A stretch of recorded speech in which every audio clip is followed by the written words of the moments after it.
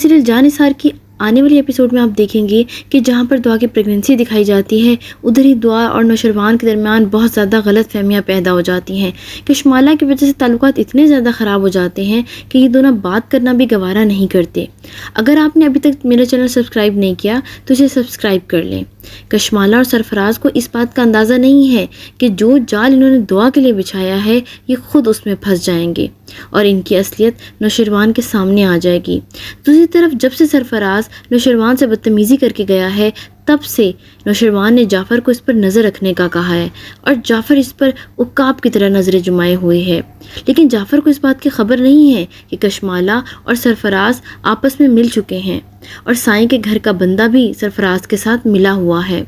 ये दोनों की साजिशें हैं। लेकिन फिर जाफ़र को कशमाला पे शक हो जाएगा और कशमाला जब घर से मॉल जाने के लिए निकलेगी तो जाफ़र इसका पीछा करेगा और कशमाला जब मॉल पहुंच जाएगी तो वहां पर बेचैन खड़ी होगी और किसी का इंतज़ार कर रही होगी और बार बार टाइम देख रही होगी।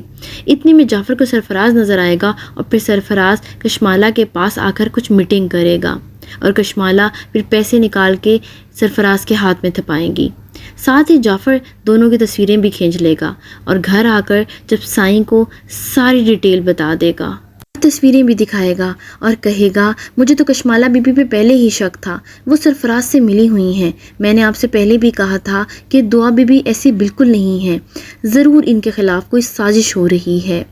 और साईं, मैंने आपसे ये भी कहा था कि दुआ बीबी की आंखों में हमेशा आपके लिए प्यार और फिक्र ही देखी है, आगे आप जो भी फैसला करें। लेकिन इसके बाद सरफराज कशमाला को नहीं छोड़ेगा, वो हर रोज़ उसको फ़ोन करेगा और ब्लैकमेल करेगा, जिस पर कशमाला बहुत ही परेशान हो जाएगी और सरफराज को डांटेगी। तो वो कहेगा कि मैं सब कुछ नौशरवान को बता दूंगा, जिस पर कशमाला कहेगी, साईं को मालूम है कि मैं तुम्हें जानती तक नहीं। जिस पर सरफराज कहेगा, मैं इतना कच्चा खिलाड़ी नहीं हूँ, मैं नौशरवान के पास सब सबूत लेके जाके बात करूँगा। तुम अगर शेर हो तो मैं सवा शेर हूँ, मेरे पास सारे तुम्हारी कॉल रिकॉर्ड और मिलने की पिक्चर्स मौजूद हैं। जिस पर कशमाला परेशान होकर सरफराज की सारी डिमांड पूरी कर देगी। सरफराज की अब तो पांचों उंगलियां घी में हैं।